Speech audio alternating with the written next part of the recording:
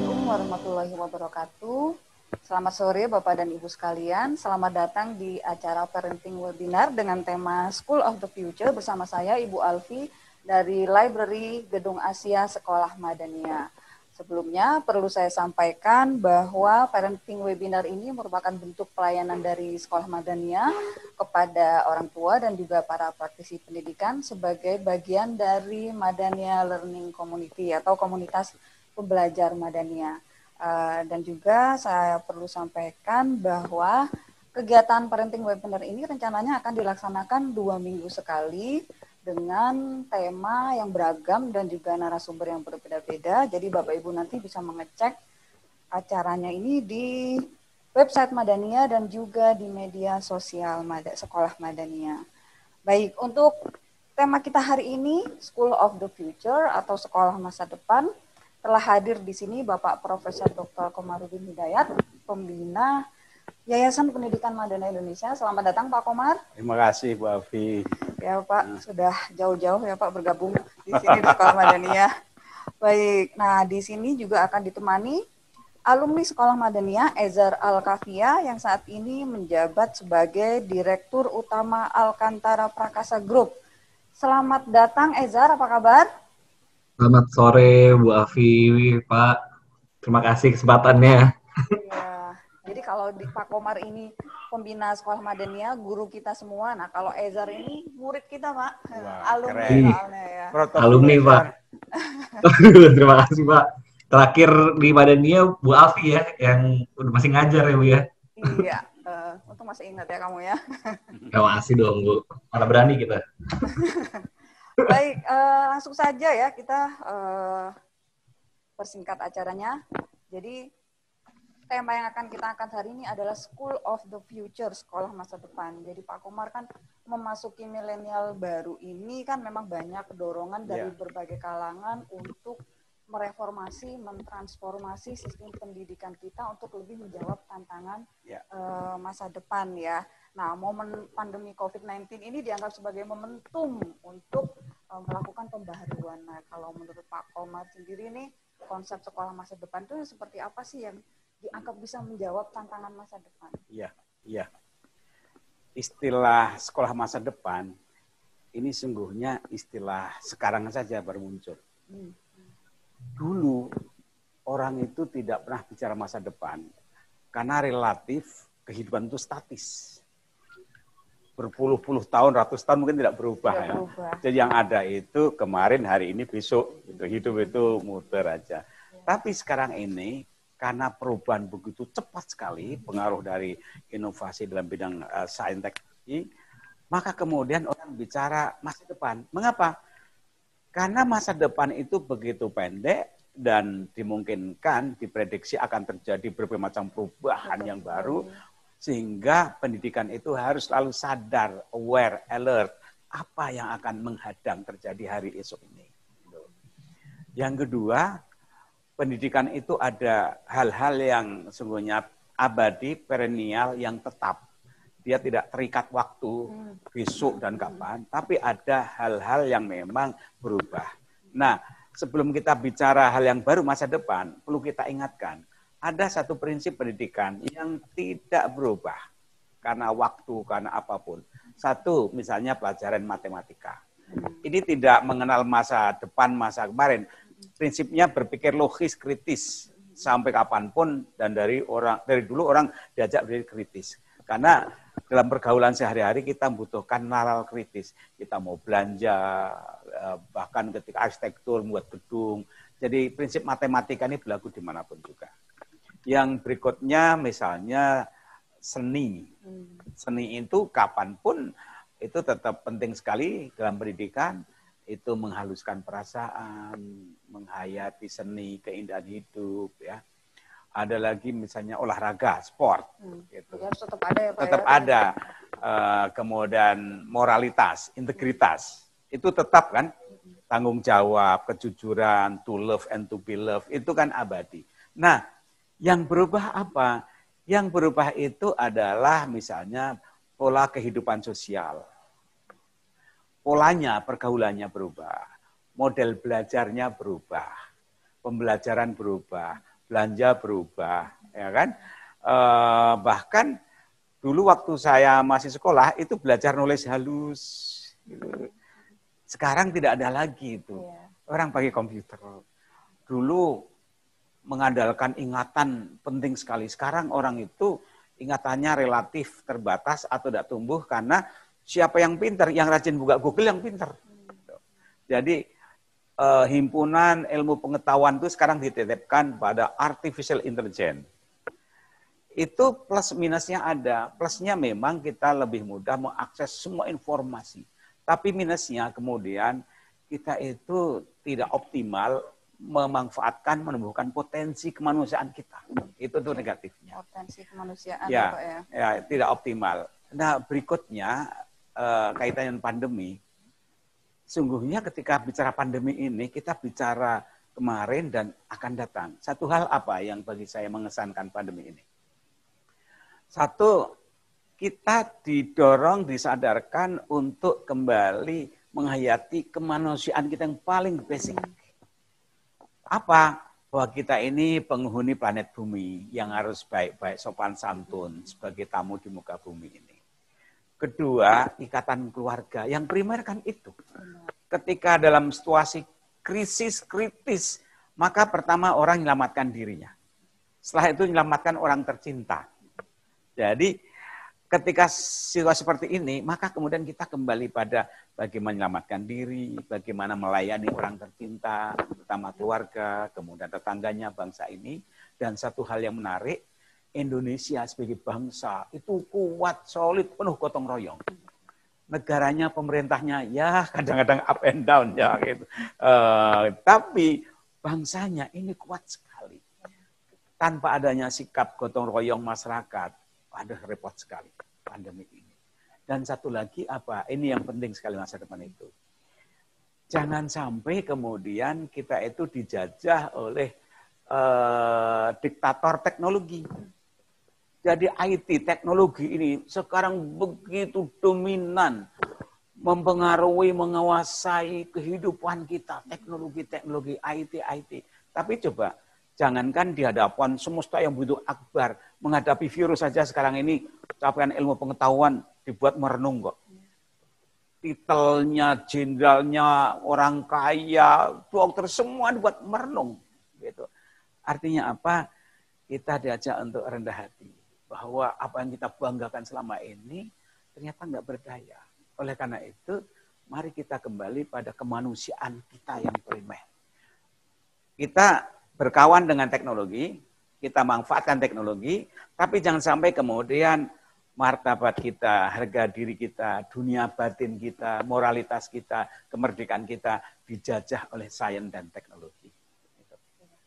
Jadi pendidikan karakter, kemudian nilai-nilai kemanusiaan itu tidak boleh hilang ya Pak ya dari kurikulum kita ya. Bahkan itu justru sangat dibutuhkan pada masa-masa krisis seperti ini. Dan mungkin anggapan bahwa namanya sekolah masa depan itu identik dengan teknologi juga tidak sepenuhnya benar juga ya Pak ya, berarti ya? Tidak benar, dan jangan lupa sekarang ini kalau kita bicara pendidikan itu kaitannya mesti school. Jangan lupa ya, yang paling bertanggung jawab mendidik anak itu orang tua. Sekolah itu sekunder. Sekolah sekunder. Jadi orang kalau nggak sekolah seakan-akan nggak berpendidikan, tidak. Karena pendidikan yang primer itu adalah keluarga. Bahwa kemudian pada masyarakat modern ada bisnis, ada sekolah, ada jasa sekolah, itu memberikan layanan, iya. Tapi secara moral jangan lupa, keluarga, orang tua yang paling bertanggung jawab. Inilah makanya di Madaniyah mengapa kita ada parenting, menyadarkan peran ini. Gitu. Oke, kita dapat amanat tanggung jawab, ini pilihan kita, tanggung jawab kita, komitmen kita. Tapi jangan lupa saya ingatkan, tanggung jawab utama pendidikan itu adalah orang tua. Betul. Jadi sekolah dan orang tua itu partner ya, apalagi terutama untuk masa-masa pembelajaran jarak jauh. Seperti ini lebih sekarang, terasa sekali kan? Terasa sekali di peran orang tua ya Pak ya. Iya. Baik, terima kasih Pak Komar atas paparannya. Nah, mungkin saya sekarang beralih ke Ezar nih. Ezar siap ya? Ini menarik sekali ya Ezar ini. Saya sempat mengajar Ezar juga nih.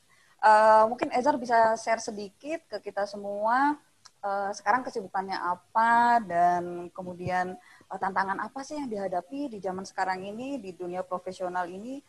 Kemudian berdasarkan pengalaman Ezar selama di sekolah ya, pelajaran, pengalaman belajar apa yang Ezar anggap paling bermanfaat di dunia nyata sekarang ketika terjun ke dunia profesional. Mungkin bisa share ke kita semua, Ezar. Oke, izin gue sharing sedikit. Kalau saya sih dulu emang habis kuliah itu saya sempat kerja di sebuah perusahaan mandiri sekuritas itu selama hampir setahun. Habis itu saya pindah ke aset manajemen. Kebetulan saya soalnya kuliahnya finance bu waktu itu akhirnya masuk ke jurusan finance, kerja, akhirnya kuliah, kerja. Habis itu saya lulus dari kerja itu ada masa percobaan. Saya memutuskan untuk bikin bisnis sendiri waktu umur 22 waktu itu. Nah, waktu itu bisnis pertama yang saya jalankan itu jual beli aset. Jual beli aset itu jadi gini Bu, di bank itu banyak aset-aset murah, misalnya harga pasaran 5M dijual cuma 2M karena macet di bank. Nah, itu biasanya saya bantu, saya beli, saya rapihkan, saya jual lagi. Dulu awal mulanya banget bisnis saya itu di situ karena saya kebetulan banyak koneksi ke bank dulu bisnis saya. Nah, kalau untuk sekarang sibuk, saya paling sekarang sibuk sih ini aja Bu, apa namanya, kerja di, saya punya perusahaan di Kuningan, sehari-hari bisnisnya kita bisa take over perusahaan. Take over perusahaan tuh jadi misalnya ada perusahaan yang punya hutang besar, tapi asetnya masih banyak, tapi tidak punya dana kas untuk melakukan operasi, nah saya masuk di situ. Saya injek dana, saya rapi perusahaannya, saya lakukan efisiensi dan efektivitas dalam bisnis operationnya, habis itu nanti begitu udah mulai bagus, saya jual lagi. Biasanya seperti itu. Luar biasa, Ezar ini Pak. Nah, sekarang ini Ezar, menarik nih dengar sharingnya. Nah, jadi sekarang saya ini ada beberapa anak usaha Bu di kantor saya, kebetulan di Kuningan sini, di sehari-hari saya di sini, tapi kebetulan saya alhamdulillah sekarang ada 4 titik kantor. Nah, kayak kita punya bisnis kopi kita pun udah buka 80 cabang di 20 kota. Harusnya buka di Malaysia per Maret kemarin, cuma karena ada COVID, ya mungkin kita diajarkan untuk bersabar ya Bu ya. Saya sendiri sebagai pengusaha kemarin bulan Maret, bulan April sih tensi lumayan tinggi tuh. Lumayan tinggi, stres banget. Nah. Cuma ya mungkin itu belajar dari Allah, mungkin dikasih momen untuk belajar dan lihat ke dalam. Akhirnya ya kita mundur. Terus kita juga sekarang ada bisnis pasir. Pasir itu biasanya kita jual ke pemerintah untuk jalan tol. Jadi penjalan tol itu kan butuh pasir, butuh batu split. Nah, saya supply itu untuk pemerintah. Lalu kita juga ada bisnis besi. Bisnis besi itu kita jual ke Krakatau Steel. Kita ambil di Kalimantan, besi bekas tambang, saya potong-potong, saya kirim ke Cilegon untuk dilebur lagi sama Krakatau Steel. Kurang lebih sih sehari-hari ya, begitu-begitu aja Bu. Kalau dari organisasi, dari kegiatan organisasi sendiri, sekarang saya baru sibuk di HIPMI aja. Kemarin sempat ada tawaran AMPG, Golkar Muda, cuma kayaknya kalau untuk masuk politik saya belum dulu. Saya pengennya rapihin bisnis saya dulu, tapi mungkin ya nanti setelah S2, setelah S3, baru mungkin nanti saya mulai fokus ke sana. Gitu sih Bu. Kalau untuk pengalaman dan pembelajaran sendiri sih yang paling bermanfaat, yang saya rasain Bu ya, itu Madania itu bagus banget untuk ngajarin berkomunikasi sama orang, sama presentasi. Nah, habis itu di kampus saya pun, di Prasetya Mulia, sama saya diajarkan itu lagi. Karena menurut saya, selama bisnis ini yang paling sangat-sangat penting dan berharga buat saya itu, 3 kemampuan saya itu belajar berkomunikasi dengan orang, jadi solutif lah. Sering kita kan melihat orang yang ngobrol sama orang udah terlanjur defensif, udah terlanjur nutup diri, nggak open minded. Nah, itu kan di Madania itu diajarkan untuk ya open minded. Jadi kita tuh terbiasa dengerin orang bukan untuk menjawab cepat ya, tapi untuk mengerti dia tuh ngomong apa sih, maunya kemana sih arahnya. Nah, itu saya diajarkan dengan baik itu. Terus presentasi pun itu saya kira dulu nggak penting Bu. Makanya saya biasanya suka nggak mau tuh kalau suruh presentasi, suruh maju, biasanya ganti-gantian sama temen. Duluan aja, kamu aja deh, males biasanya. Tapi ternyata presentasi itu makin kesini, makin kerasa penting, karena intinya itu kan menyampaikan apa yang ada di pikiran kita, gagasan kita untuk sampai ke orang lain. Cuma juga kalau kita punya pemikiran A, B, C bagus, tapi kita tidak mengkomunikasikan ke orang, ya akhirnya berhenti di kita buat apa gitu. Nah, jadi ya selama pembelajaran SMA dan kuliah itu sih yang saya sangat-sangat dapatkan itu. Karena jujur saya di kelas pun dulu kurang banyak perhatiin. Kalau untuk pelajaran-pelajaran teknis itu saya kurang, nah saya ngejarnya pas sudah lulus. Justru pas sudah lulus saya ternyata butuh ini, baru saya jujur baru cari belajar accounting, baru cari belajar ini, baru cari gitu sih Bu. Ya. Paling gitu aja sih Bu. Ya. Kenapa? Kasih Ezar. Ezar kan udah jadi business owner nih sekarang ya. Ya, Kalau alhamdulillah. hire pegawai baru itu kira-kira karakter atau kompetensi apa nih yang paling dicari kalau kamu nyari pegawai baru? Karakter ya. Kalau nyari karyawan baru sih Bu, biasanya saya nyari yang kemampuan untuk belajarnya itu tinggi dan goal oriented dan bisa bekerja sama orang lain. Itu sih yang penting. Karena sekarang ini zamannya kalau saya lihat kan zamannya kolaborasi ya, sedikit sulit dan sedikit makan waktu kalau kita melakukan semuanya sendiri, bangun sendiri dari awal, belajar sendiri dari awal. Ya. Saya butuh orang-orang yang bisa berkolaborasi dengan orang lain dengan baik dan dia goal oriented. Karena jujur generasi saya ini banyak yang tipenya tolong dong kerjain ini gitu ya. Begitu nggak bisa, udah diem. Nah itu banyak banget tuh. Udah diem aja. Harusnya kan gini, kalau nggak bisa sebelum misalnya saya kasih tugas A nih, paling nggak kalau nggak bisa pun bisa bilang, nih ada solusi A, B, C, saya coba jalanin dulu ya. Kalau nggak bisa, baru nanti saya minta tolong Bapak atau minta tolong Mas. Gitu. Kalau ini banyak yang nggak bisa, udah aja diem. Nanti pasti tanya, udah selesai belum? Sorry, maaf Pak, nggak bisa ternyata gitu. Ya, itu. Nah, jadi saya nyari orang-orang yang emang goal oriented dan bisa berkolaborasi dengan baik dengan orang lain. Karena kalau untuk skill sih saya biasanya ngeliat kalau nggak parah-parah amat bisa diajarin lah kalau skill, tapi kan kalau sifat orang personal itu bawa udah lama ya, jadi rada susah, jadi makanya saya fokusnya ke sana gitu. Nah, itu tips nih, tips untuk para fresh graduate yang lagi cari pekerjaan, dengerin tuh tadi ya insight dari Ezar nih ya. Boleh tanya dikit ya. Siapa? Ezar sekarang mempunyai berapa jumlah karyawan semuanya tuh? 320 dalam usia yang masih sangat muda. 320.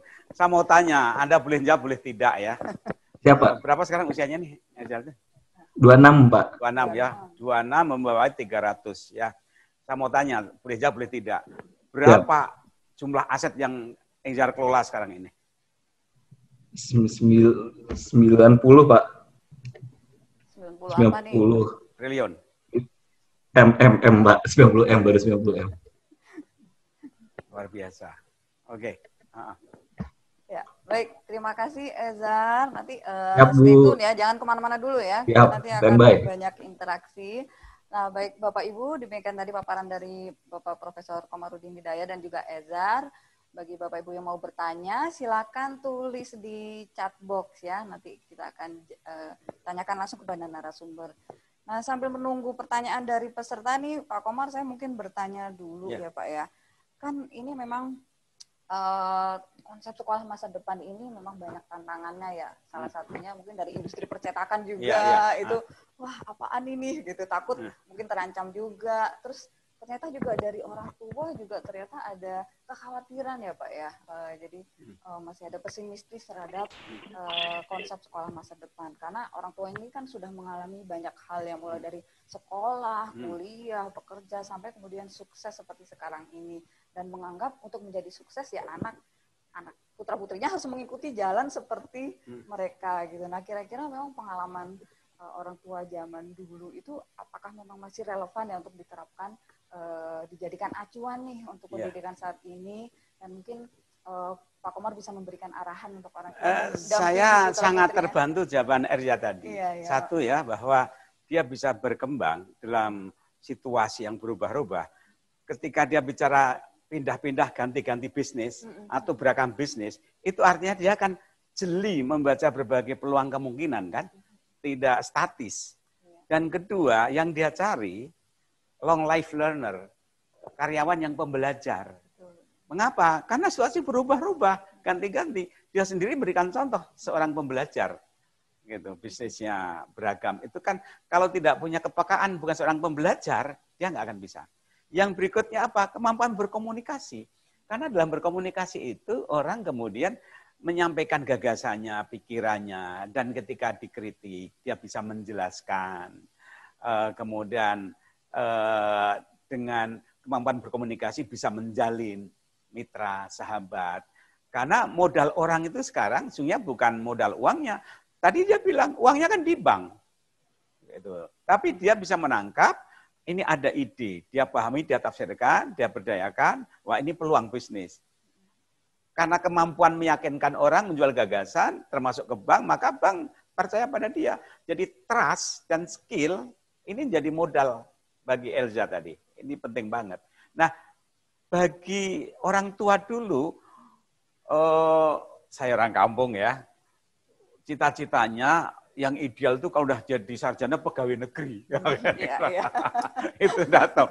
Padahal yang memajukan bangsa negara ini bukan pegawai negeri, tapi para pengusaha. Kalau dalam Islam, Nabi Muhammad pun mengajarkan bisnis. Pegawai negeri itu kan membelanjakan uang negara untuk dibelanjakan. Uang negara dari mana? Dari orang-orang yang punya mental wira swasta. Gitu. Pajak pegawai negeri berapa sih? Gitu kan. Jadi ke depan, sekali lagi saya terinspirasi dari Elza tadi, dunia semakin berubah dan cepat sekali berubah. Tapi tadi kemampuan kesediaan untuk selalu belajar dan trust itu penting sekali. Percaya pada gagasan kita dan percaya pada pribadi kita. Orang baik, tapi nggak punya gagasan, apa yang mau dibeli? Orang punya gagasan, tapi kalau pribadinya nggak baik, orang nggak percaya. Jadi tadi antara integrity dan juga knowledge tadi penting banget. Ya, sangat inspiring ya Pak ya tadi ya Ezar ya. Jadi saya jadi pengen bertanya lagi nih buat Ezar ya, boleh ya Ezar ya? Ya Bu. Ya, nih Ezar kan mungkin tantangan yang akan dihadapi adik-adik kamu yang sekarang sekolah ini 10 tahun ke depan, 20 tahun ke depan pastinya kan berbeda ya dengan tantangan yang sekarang nih. Kamu punya tips nggak, punya saran nggak buat adik-adik yang lagi sekolah ini? Gimana supaya bisa menghadapi tantangan yang terus-menerus berubah ini? Kalau saya sih Bu ngelihatnya, ini kan zaman sekarang ini cepat banget berubah. Saya pun kadang-kadang suka bingung dan suka capek sendiri. Kadang-kadang butuh waktu untuk bengong aja, untuk bengong pikir gitu. Ya ini gimana sih, kemana sih, mau kemana arahnya gitu. Kadang-kadang kita suka terlalu sibuk hari-hari. Nah, menurut saya sih ada 3 kemampuan utama yang saya lihat yang akan penting ya untuk kedepannya karena situasi yang cepat berubah ini. Yang pertama kemampuan beradaptasi itu penting banget. Beradaptasi pun ini kan terbukti dari perkoronaan ini banyak yang orang, teman-teman saya lihat pebisnis lain gini, yang baru-baru mulai juga 3 tahun, 4 tahun, 2 tahun, dia ya, tenang lah ini paling sementara dari bulan Maret ngomongnya gitu tuh. Nanti sementara, lama-lama kegerus, akhirnya, bro, mana kok udah nggak buka lagi? Iya nih, tutup, udah deh capek. Nah, kayak gitu-gitu, maksudnya adaptasi itu harus rada cepet sih, itu satu. Terus kedua, harus kemampuan berkompromi sama toleransi sama orang sih. Kompromi itu maksudnya, jadi even teman yang sebaya, yang lebih tua, atau yang lebih muda, harus bisa berkompromi dan bertoleransi. Terus yang kalau yang terakhir, menurut saya sih kemampuan melihat sesuatu dari beberapa sudut pandang ya Bu, itu yang paling penting banget sih kalau buat saya.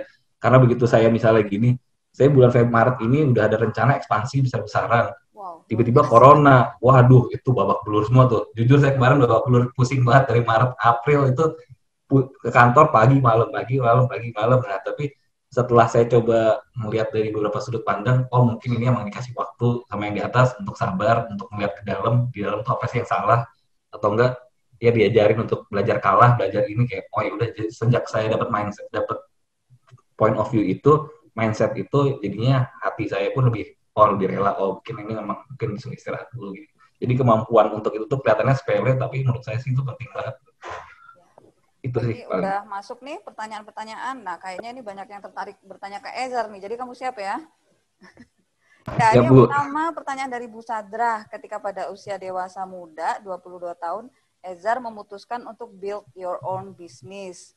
What were you thinking? What did you want to happen in your life? Nah, itu satu pertanyaan dulu, nanti lanjutkan. Kalau saya sih waktu itu gini Bu, ceritanya habis belum lulus kuliah, saya udah masuk Mandiri Sekuritas magang. Habis itu pas mau kerja, diterima lulus. Nah, mereka ini kan maunya kontrak 3 tahun, 4 tahun. Nah, saya jujur orang yang rada takut komitmen terlalu panjang nih, sebetulnya gitu ya. Habisnya, akhirnya saya bilang, saya nggak bisa, saya keluar. Saya, alhamdulillah dari SMA itu punya mentor, ada 3 orang, mentor-mentor bisnis, bisnis dan keuangan. Nah, akhirnya dia ngajak, ya udah ikut saya deh. Kebetulan mentor saya ini punya aset manajemen, ngelola dana lumayan besar, dana pensiun Pertamina, Antam, dan lain-lain. Saya masuk belajar langsung sama ownernya. Nah, begitu umur 22-23, itu mereka ngelola dana sekitar 10 T lah waktu itu. Cuma ownernya dari dua guru saya. Tiba-tiba ya dalam tahun yang sama, yang satu stroke, satu meninggal, kecelakaan. Nah, saya di situ tuh udah bingung juga nih, kalau mentor saya nggak ada, buat apa saya di sini? Saya pengen belajar gitu loh. Pengen belajar secara bukan ilmu eksaknya doang, ya pengen belajar tentang gimana sih ngobrol sama orang, ketemu orang, lobby orang gitu. Nah, waktu itu karena situasi seperti itu, akhirnya saya memutuskan. Dan saya posisi waktu itu, saya sebut angka aja ya Bu ya, untuk ada gambaran gitu ya. Itu saya waktu itu alhamdulillah habis ngerjain kerjaan dapat dana 200 juta lah waktu itu. Cuma waktu umur 21 22 itu saya pegang 200 juta, tapi saya punya utang di luar sana 500 sampai 700 juta sebetulnya. Nah, ini masalahnya udah besar, go big or go home nih. Udah deh, sekalian nyemplung atau kalah menang sekalian waktu itu.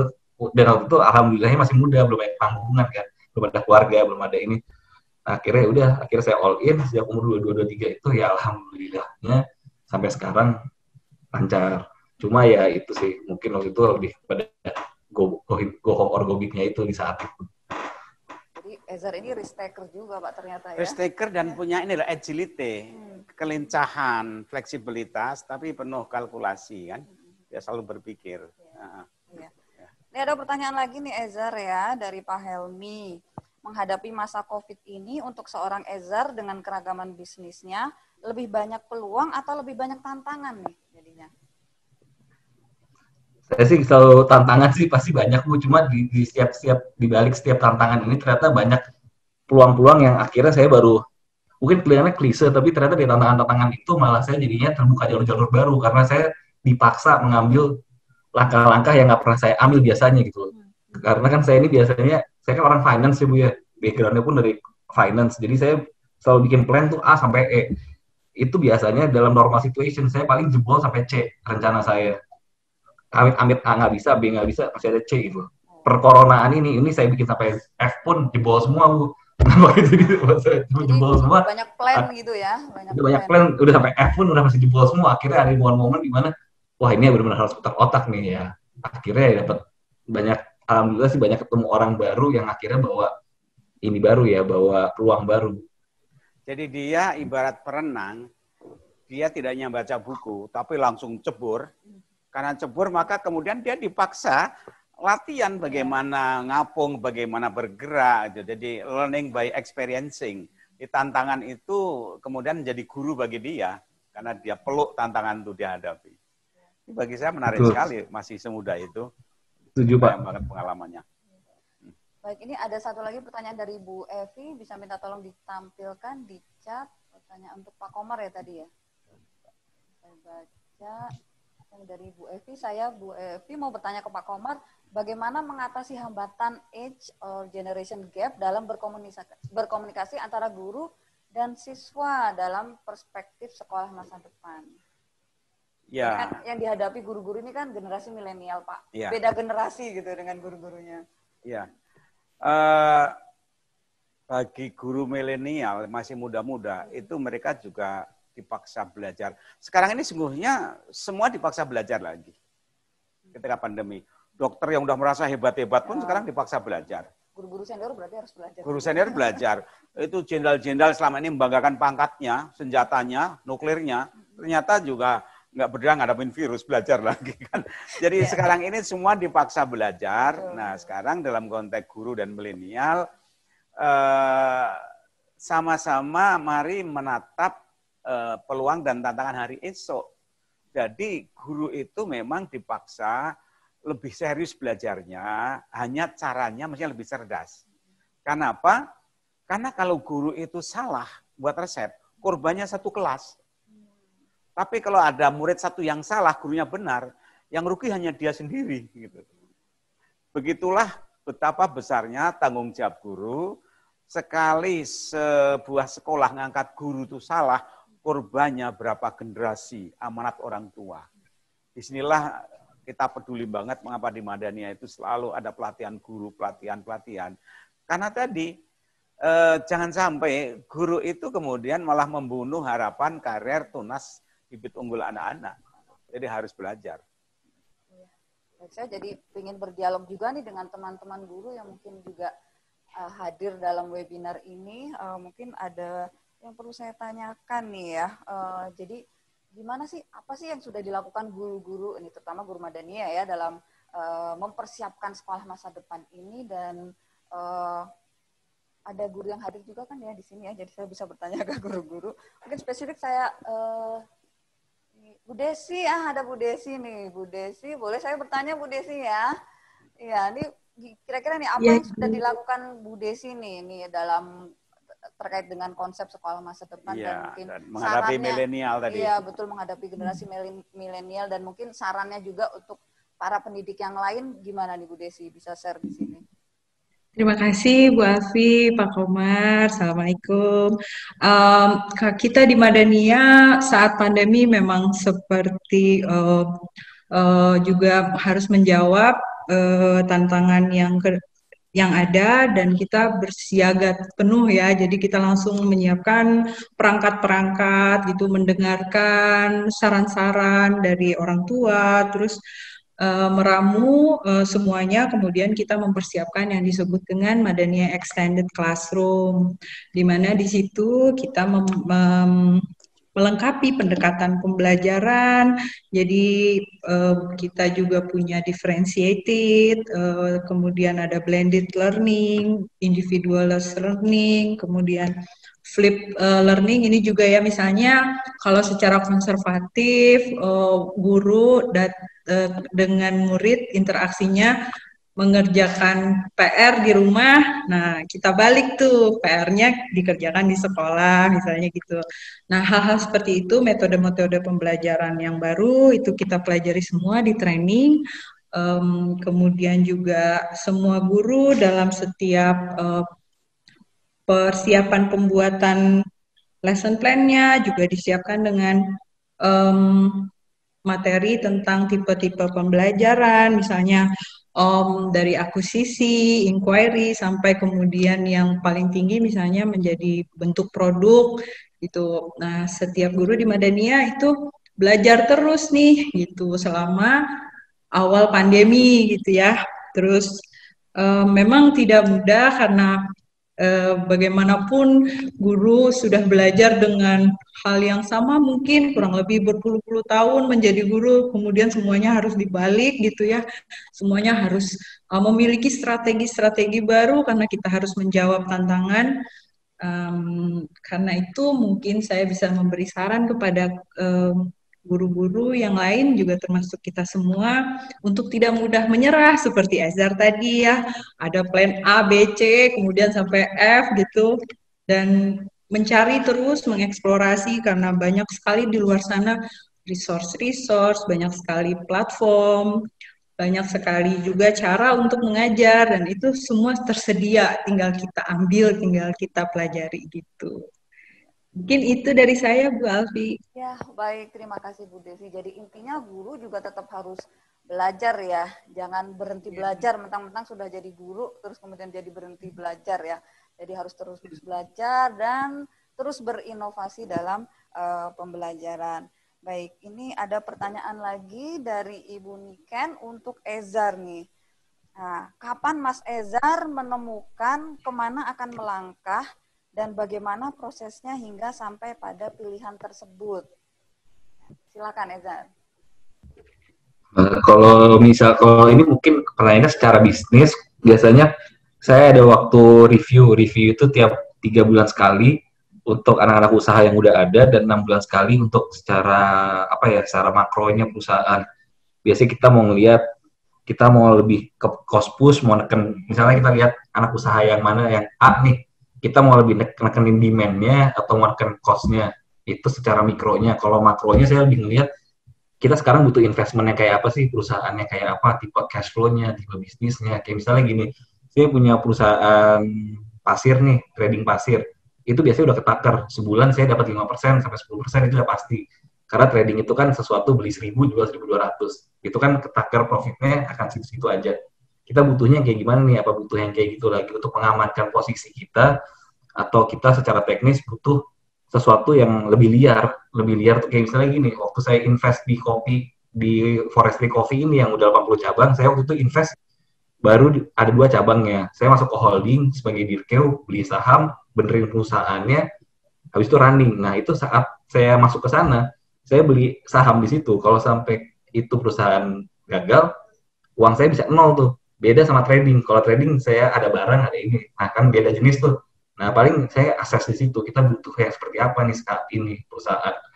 Paling kalau secara garis besar sih seperti itu, Bu. Baru nanti jabarannya panjang lagi. Nanti lihat ROE perusahaan, ROI bla bla bla. Nah, itu baru teknisnya lebih cek lagi perusahaannya.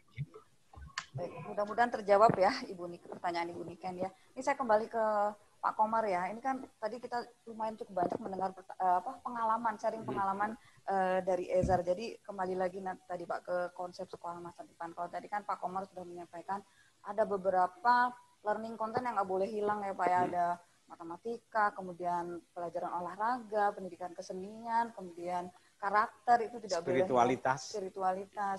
Nah kalau dengerin sharing dari Ezar ini ada yang perlu ditambahkan nggak Pak? Satu tadi kemampuan berempati dan kolaborasi. Betul. Begitu kita masuk ruang publik, maka kita masuki ruang kompromi, konsensus. Kalau kita ngotot-ngototan, menang-menangan, memaksakan kehendaknya, ya kita akan terkucil, akan tidak bisa membangun masyarakat. Masyarakat ini kan dibangun karena konsensus bersama.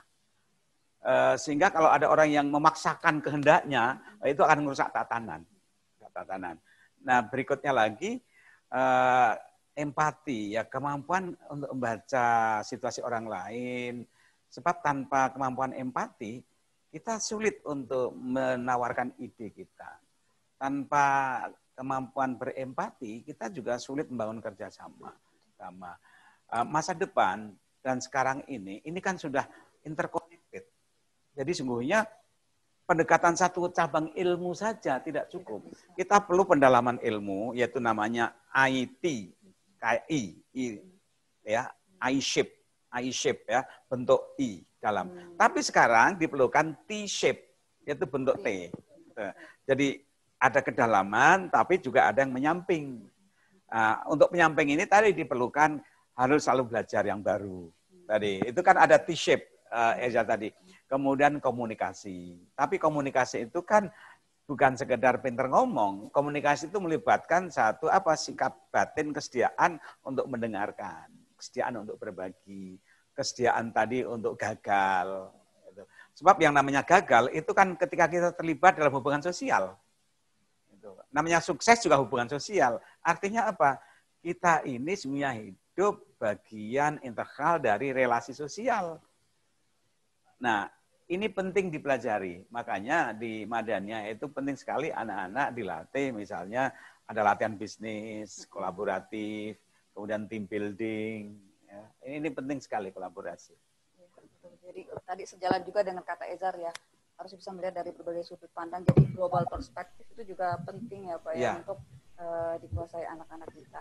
Nah, Bapak Ibu, kita juga nanti punya topik yang seru nih dalam webinar berikutnya, termasuk di dalamnya ada tentang global perspektif. Jadi kalau mau tahu nanti bisa. Gini ya, kalau dalam De Bono itu gini ya, teori De Bono, ini sangat populer. Ini banyak ditrainingkan di Jepang. Orang Jepang itu kalau ditanya tentang suatu, dia nggak langsung jawab. Ibarat mobil, dia lihat dulu, jangan hanya dari samping. Dari atas, dari bawah, dari belakang, dari ini. Mobil itu apa? Oh, mobil itu gini loh. Banyak jawabannya. Mengapa? Karena dia melihat kalau dari bawah mobil itu kan kelihatan. Beda lagi kalau dari atas. Betul. Beda lagi dari depan. Beda lagi dari belakang. Nah, bagaimana anak-anak kita coba membiasakan melatih melihat satu objek itu dari berbagai dimensi. Jadi kalau toh kita mengatakan iya, tapi dengan catatan dari satu sisi yang bisa saya katakan ini, tapi dari sisi lain mungkin sekali punya pandangan yang berbeda. Jadi kalau kita berpaham agama, paham apa, ya menurut saya yang saya pahami demikian. Tapi kalau Anda punya cara pandang lain, bukunya yang Anda baca berbeda, gurunya berbeda, ya silahkan saja. Jadi toleransi itu dikembangkan. Tanpa sikap toleransi, empati, kita sulit untuk memahami realitas yang kompleks. Lepas dari pendidikan karakter juga ya, ya Pak ya. Jadinya ya. Baik, ini ada pertanyaan lagi untuk Ezar dari Bu Evi. Ini ada pro dan kontra tentang perlunya multitasking dalam pembelajaran. Sebagai seorang pemimpin, bagaimana Ezar melihat hal ini dari segi produktivitas? Apakah kemampuan multitasking ini esensial untuk dunia kerja? Nah, oke. Silakan Ezar. Apakah kemampuan multitasking ini memang diperlukan nih di dunia kerja? Multitasking sih sebetulnya sesuatu yang saya kurang ahli ya Bu ya. Tapi saya memitigasi jujur saya mencoba tapi ternyata sulit. Saya lebih cocok tipenya yang ini ada satu, oke ini beres dulu. Nah, saya memitigasi hal itu dengan ya saya punya tim, saya misalnya punya asisten, punya apa, mereka yang pokoknya saya ini sering hari Senin rapat apa, tapi saya suka lupa.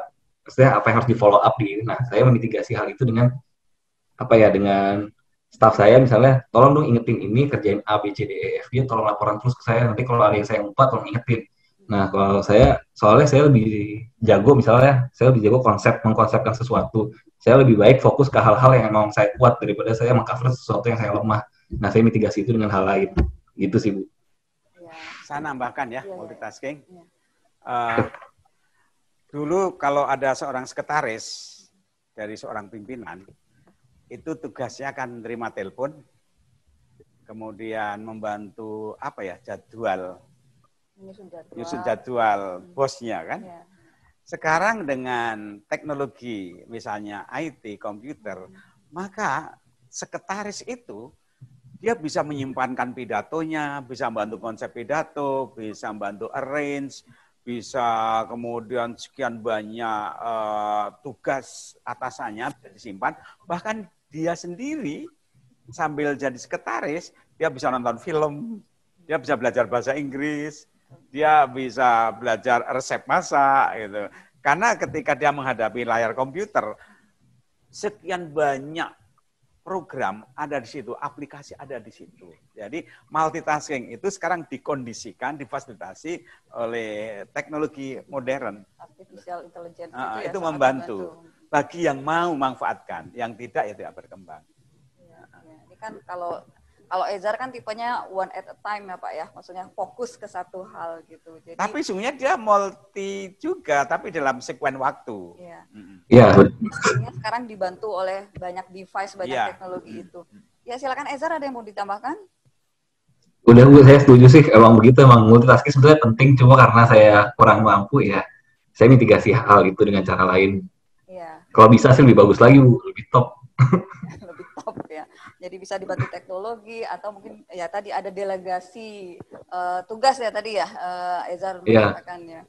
Baik, ini ada pertanyaan lagi masih untuk Ezar.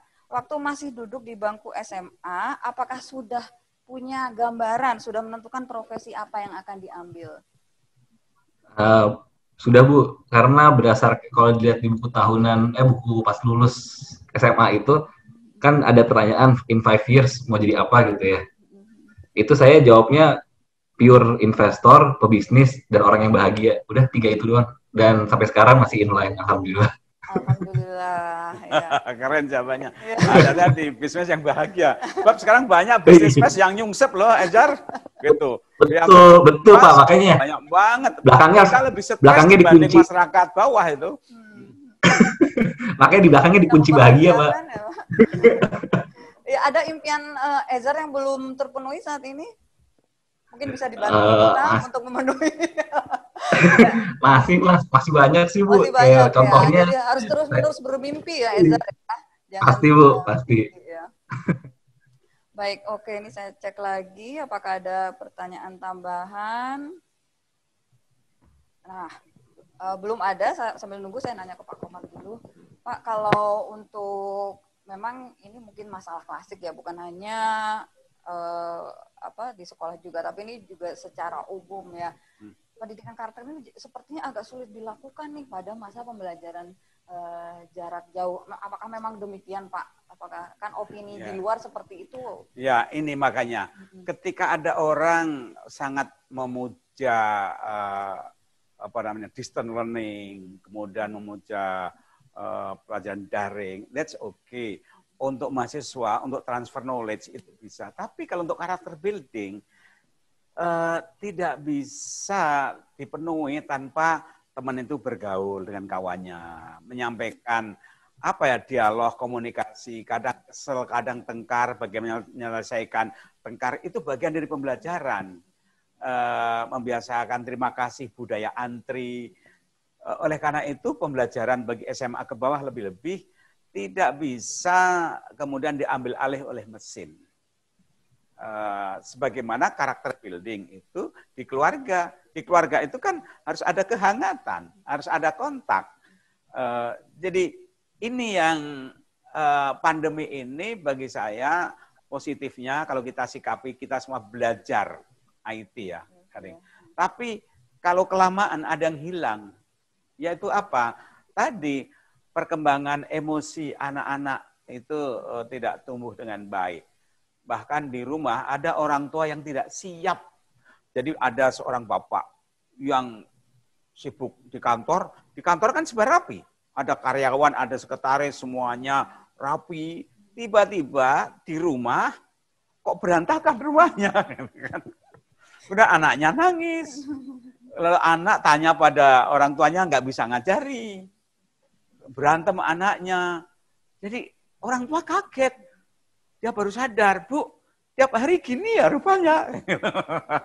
Jadi dia baru menyadari betapa beratnya ibu di rumah itu. Di rumah, gitu. Ya. Dan orang tua juga baru menyadari betapa beratnya jadi guru. Betul. Gitu kan. Sekarang ini banyak orang yang sadar. Berat ternyata ya. Dulu ada orang tua didik laporkan guru ke polisi. HAM alasannya. Sekarang baru tahu rasa ngajarin anak. Iya, sekarang orang tua benar-benar full time juga ya Pak ya. Iya. Yang WFH juga jadi ikut terlibat dalam pembelajaran di rumah. Ya. Baik, ini jadi mungkin pesan juga ya untuk teman-teman pendidik ya, untuk teman-teman guru bahwa dalam pembelajaran jarak jauh ini bukan hanya semata-mata interaksi antara siswa dengan konten materi, tapi juga interaksi siswa dengan siswa yang lain juga masih tetap diperlukan. Nah ini mungkin kita bisa temukan, bisa berinovasi dengan teknologi bagaimana tetap tercipta interaksi antara siswa dengan siswa. Supaya tadi skill-skillnya, social skillnya tidak hilang ya Pak ya. Ya. Baik, kita cek lagi, sudah ada pertanyaan. Nah ini untuk Ezar lagi nih sepertinya pertanyaannya ya. Pertanyaan dari Bu Indri untuk Ezar. Bagaimana cara Ezar mengelola diri menghadapi kegagalan dalam pekerjaan? Menarik juga nih Pak ya. Iya. Bagaimana mengelola kegagalan nih dalam pekerjaan nih? Bisa dibantu menjawab nih Ezar ya.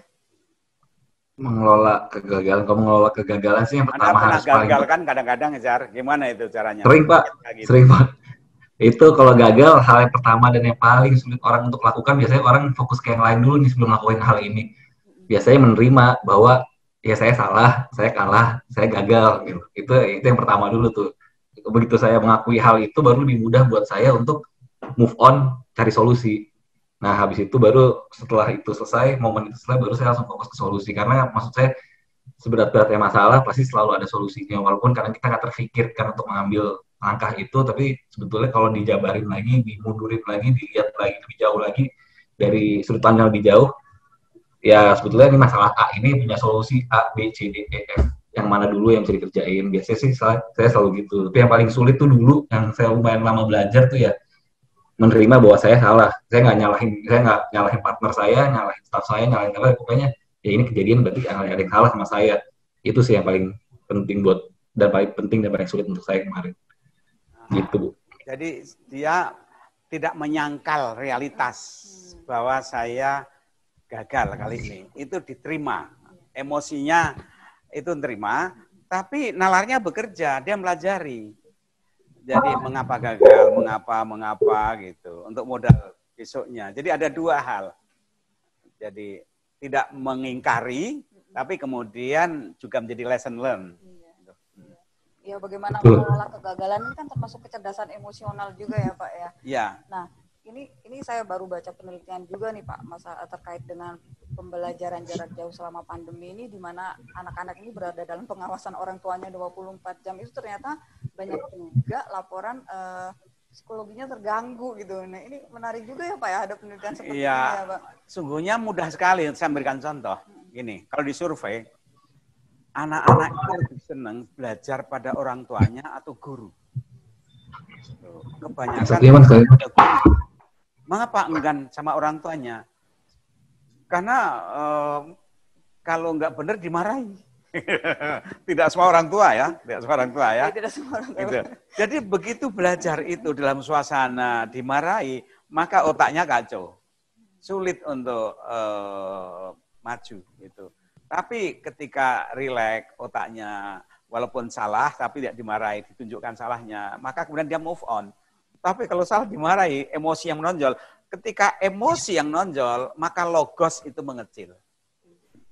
Tapi ketika emosi menurun, ruang logosnya membesar. Tuh, menarik juga ya. Ini pelajaran buat saya juga sebagai orang tua ya Pak ya. Kalau mendampingi anak-anak belajar di rumah. Nah boleh saya lihat lagi mungkin pertanyaan. Ini ada pertanyaan dari untuk Ezar lagi. Nah Ezar ini ada pertanyaan Ezar lagi nih ya. Saya yakin untuk bisa sampai pada posisi yang sekarang ini disiplin penting sekali. Bagaimana Mas Ezar mendisiplinkan diri dalam memanfaatkan waktu dengan baik. Misalnya dibanding main game yang sering waktu menjadikan lupa waktu. Yang seringkali menjadikan lupa waktu. Gimana nih? Bagaimana Ezar mendisiplinkan diri dalam memanfaatkan waktu?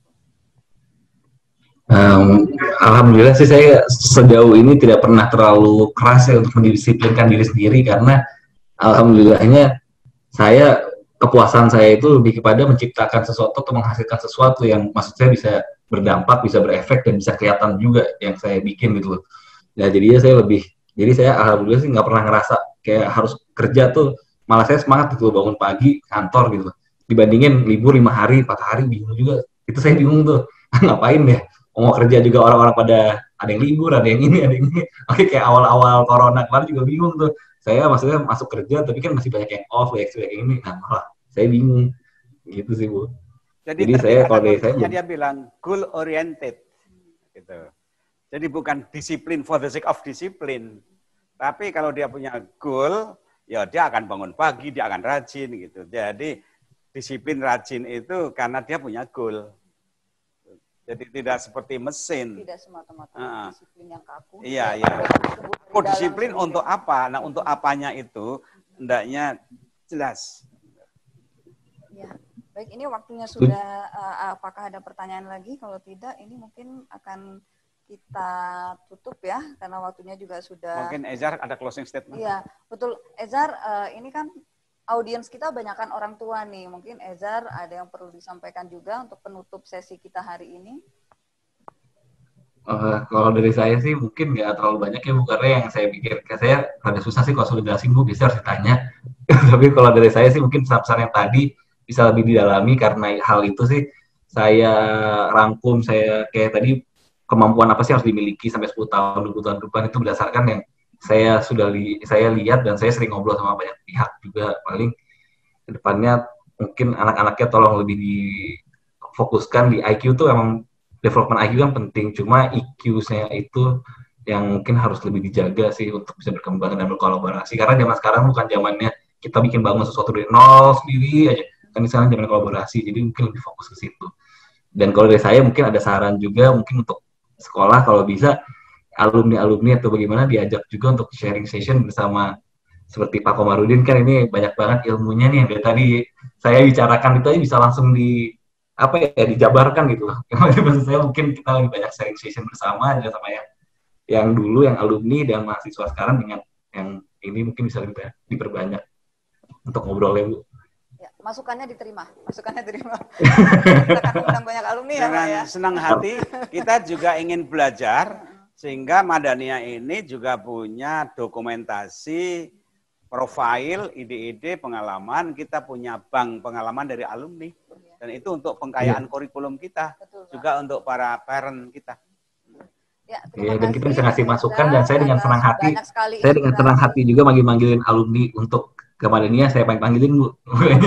Sip ya. Nanti kita kontak Ezar ya untuk sesi-sesi berikutnya supaya teman-temannya juga bergabung dengan kita ya. Aduh, siap. Ya. Baik, dari Pak Komar mungkin untuk penutup ini Pak.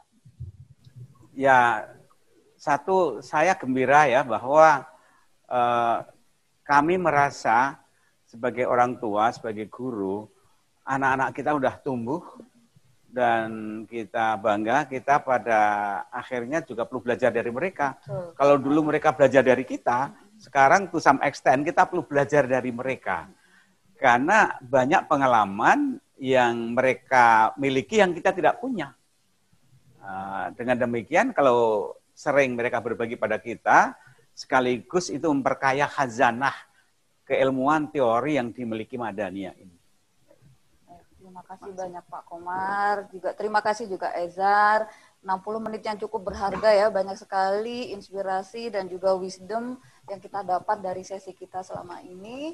Mudah-mudahan Bapak Ibu juga tetap semangat ya mengikuti kegiatan parenting webinar di minggu-minggu berikutnya. Nanti untuk list materi bisa dicek di website dan media sosial Sekolah Madaniyah. Demikian Bapak Ibu, terima kasih atas kerjasamanya dan juga sudah bergabung dengan kita. Mudah-mudahan kita akan tetap terus bersama di minggu-minggu berikutnya. Terima kasih. Assalamualaikum warahmatullahi wabarakatuh.